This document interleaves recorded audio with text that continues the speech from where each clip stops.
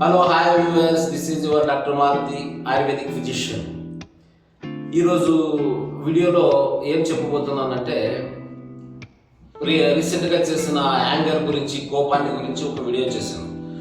దానికి పార్ట్ 2గా ఇది రాబోతుంది. దీంట్లో మీకు causative factors for anger, anger అనేది ఎలా వస్తుంది, ఎలా అవాయిడ్ చేయడము అనే దాని గురించి కొన్ని టిప్స్ ఉంటాయి. యాంగర్ ఎలా వస్తుంది, ఫస్ట్ మీకు ప్రీవియస్ వీడియోలో చెప్పాలి.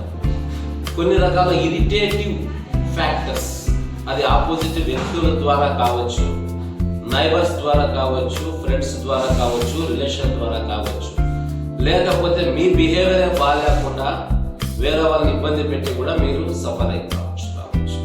అంటే దీంట్లో ఎవరిని పాయింట్ అవుట్ చేస్తారనేది మీరే నోటీస్ చేసుకోవచ్చు.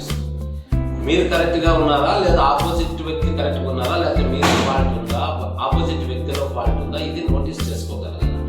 అది ఫస్ట్ మీలో మీరు నోటీస్ చేసుకునే కెపాసిటీ డెవలప్ చేసుకోవాలి.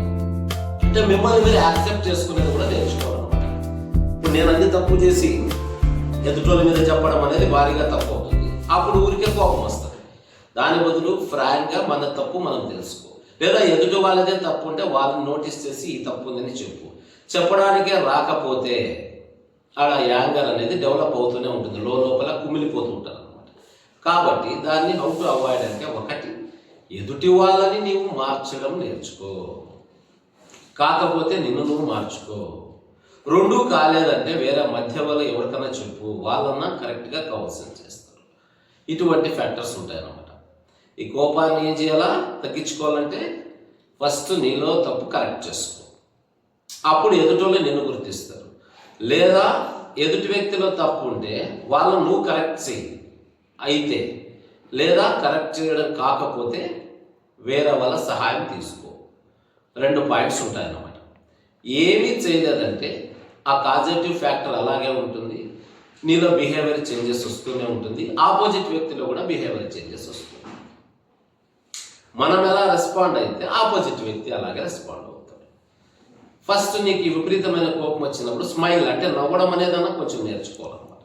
అది కూడా రాకపోతే చాలా కష్టం. చిన్నపిల్లలను చూడు ఎలా నవ్వుతారు, అంటే వాళ్ళలో ఎటువంటి కల్మషం ఉండదు, కాబట్టి వాళ్ళది ప్యూరిటీ ఉంటుంది. ఆ ప్యూరిటీ నీలో ఉందా అది తెలుసు, ఆటోమేటిక్గా కోపం మెరేజ్ అయ్యి.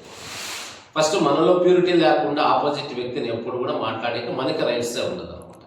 కాబట్టి కోపానికి మూల కారణం ఏమి, మనలో తప్పు లేకపోతే ఎదుటి వ్యక్తిలో తప్పు, ఏదో ఒకటి ఉంటుంది. ఆ రెండూ లేకుండా కోపం అనేది డెవలప్ కాదు. ఓకే, ఇది ఫైట్ అవుట్ చేసుకోండి. ఒక మన యాక్టివిటీస్ లేకపోతే ఆపోజిట్ వ్యక్తి యొక్క activities, you should observe both. అప్పుడే మీకు అర్థమవుతుంది. అర్థమైన తర్వాత ఊరికే ఉండకూడదు, దాన్ని కరెక్షన్ చేసుకోవాలి అప్పటికప్పుడు.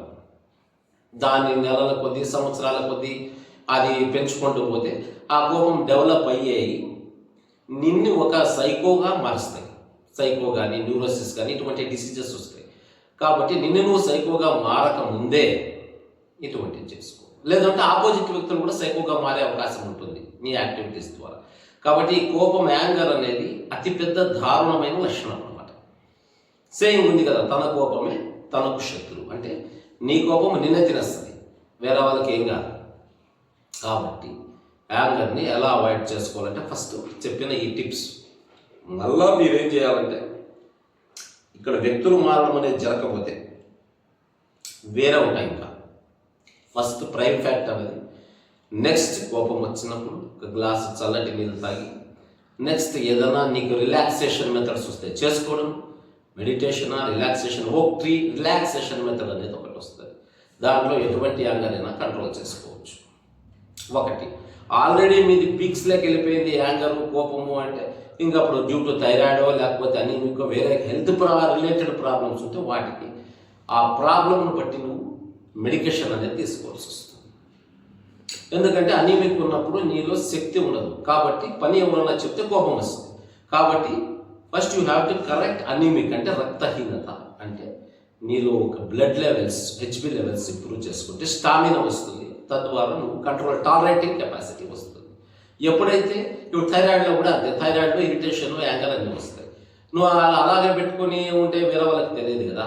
అప్పుడు T3 T4 TSH టెస్ట్ చేయించుకొని దాంట్లో ఏమైనా ఫ్లక్చుయేషన్స్ ఉంటే గో ఫర్ ట్రీట్మెంట్. అప్పుడు కూడా మీకు ఈ యాంగర్ ఇటువంటి ఈ అసోసియేటెడ్ సిమ్టమ్స్ అన్ని కంట్రోల్కి వస్తాయి అన్నమాట.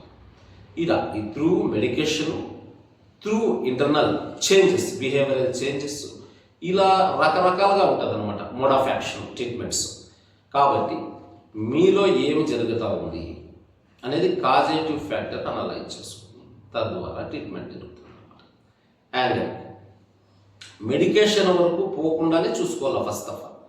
పోయిన తర్వాత మీకు ఏమవుతుంది, యాంటీ డిప్రెసివ్ ఇటువంటి డ్రగ్సే ఉంటాయి.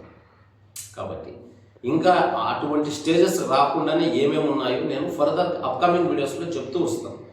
ఫాలో కండి, షేర్ చేయండి, సబ్స్క్రైబ్ చేసుకోండి, లైక్ చేయండి. ఈ ద్వారా మీకే బూస్టప్ దొరుకుతుంది. వేరే పేషెంట్స్ కూడా ఇది ఎంతో వరకు న్యాయం జరుగుతుంది. నెక్స్ట్ వీడియోలో మళ్ళీ కలుద్దాం. Thank you. Bye bye.